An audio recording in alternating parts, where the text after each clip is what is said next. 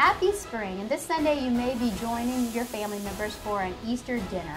And we have a wonderful roast that we're going to show you how to make. It's a lemon herb beef roast. But before we get started, we'd like to welcome back Roby Foree. Welcome back. Happy to be here. So do you do anything traditional for Easter?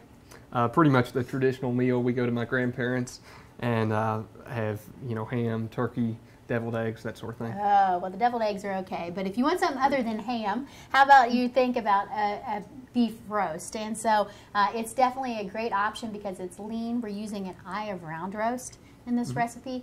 And we could also use a top sirloin roast or a sirloin tip roast or even a tenderloin roast. Obviously, tenderloin roast is going to be a little bit more expensive than your traditional eye of round roast.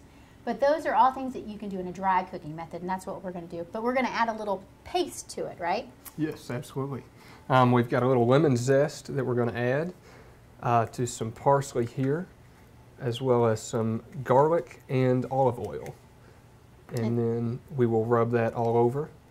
And the thing about a paste is you're going to use it on a cut of beef that is already tender. So these cuts are very tender, and we're just going to put it on a roasting rack. That's what we want to do.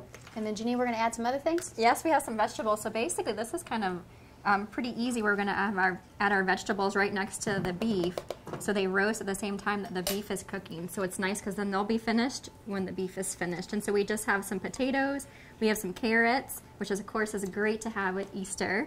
And then also some onions. And you could use parsnips, you could use sweet potatoes, another nice orange vegetable there. So anyway, any vegetables you like, really that are kind of need a little bit more cooking time and can roast well would be perfect with this dish. And another little tip that we want to add in about the lemon zest is maybe you don't have lemons around all the time.